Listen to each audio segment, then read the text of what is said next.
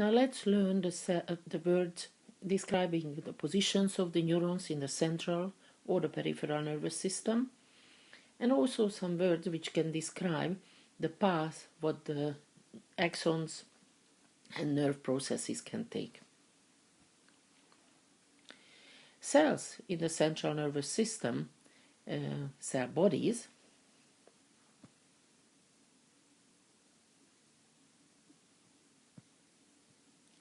or cell somas, and you can use these interchangeably, can be found scattered around within the central nervous system. However, areas which relatively high concentration of cell bodies are usually described as the gray matter.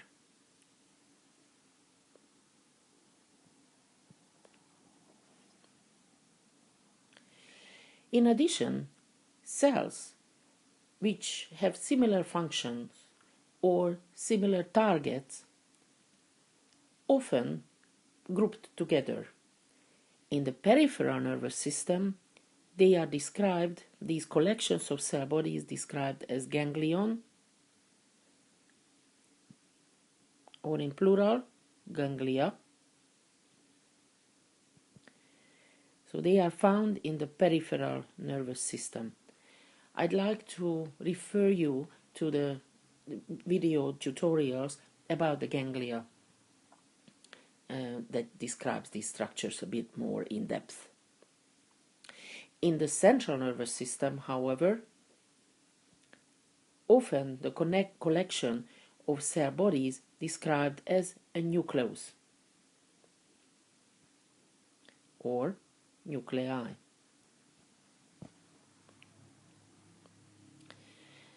Let's look at the axons or processes. Axons or other processes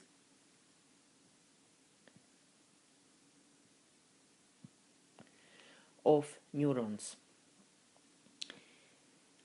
Areas in the central nervous system, spinal cord or the brain, which are enriched with axons or processes, and often these are myelinated and thereby creating a whitish color, is described as the white matter, or are described as the white matter.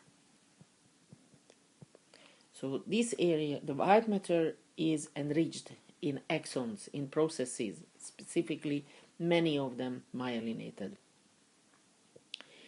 And again, processes can go individually, however, with similar targets, similar functions, or similar origin. Often they are pulled together, bundled together, and then we can talk about tracts or fasciculus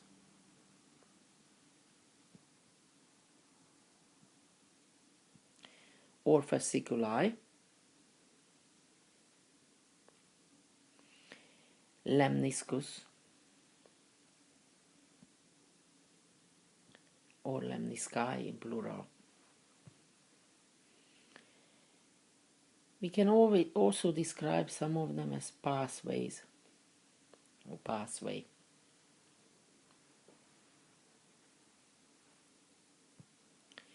Tracts, fasciculi, lemnisci, and pathways often connect relatively distant structures, and they can take different paths. If we want to connect two structures, so these would represent sort of the brain level, and this is further down in the spinal cord.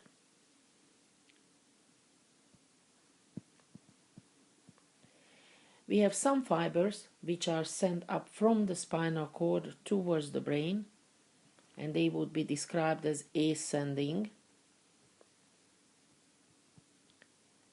tracts. These are typically sensory, as they relay information from the outside world through the skin or the tendons or muscles. Fibers which are sent down from the cortex, or they will be described as descending.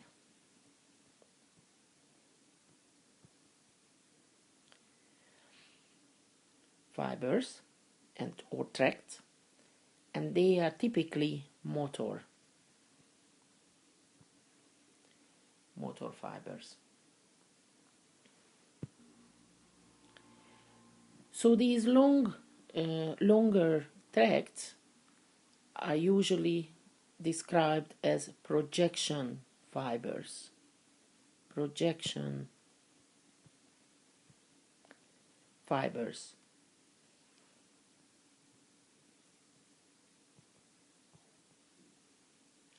These fibers can stay, as in the drawing at the moment, stay on the same side.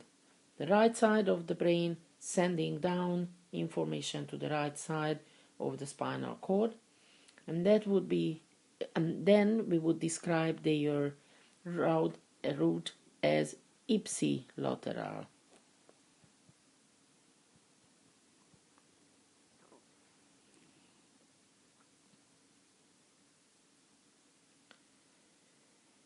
On the other hand, and most commonly this is what happens when there are projection fibers between the lower levels of the central nervous system to the cortex, they will cross over to the other side.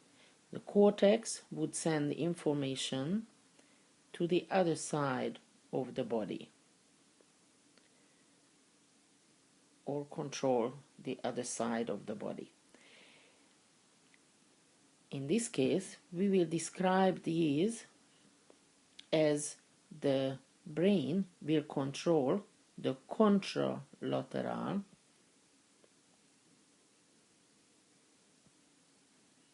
side of the body.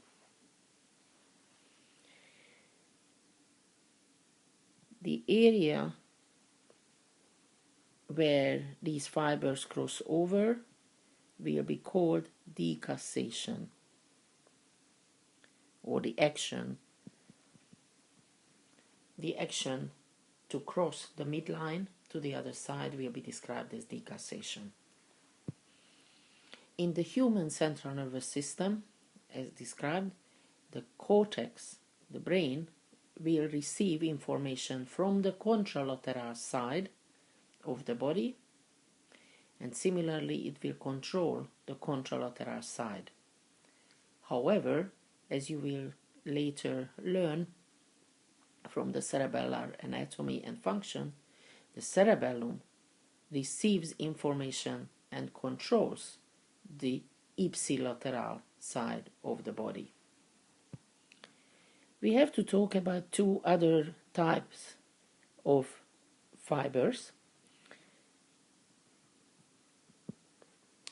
If we think about people who are individuals, but they have similar targets, similar dreams, similar aims, often it makes sense to group together, associate. So fibers and ipsilateral areas of the brain are also connected, and these fibers will be described as associative fibers.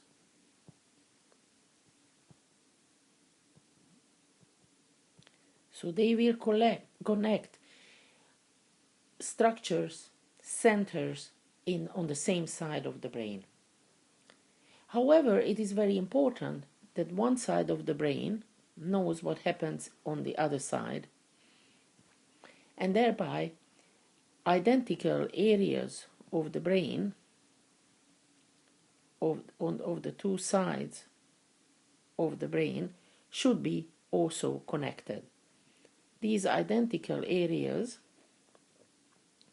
will be connected with so-called commissural fibers. commissural.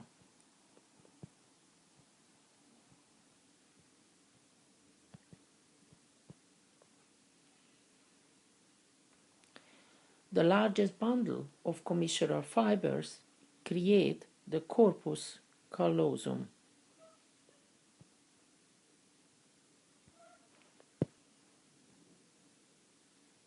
In the brain, we have a number of association fibers going across the brain, and we will get into them in more detail in other videos.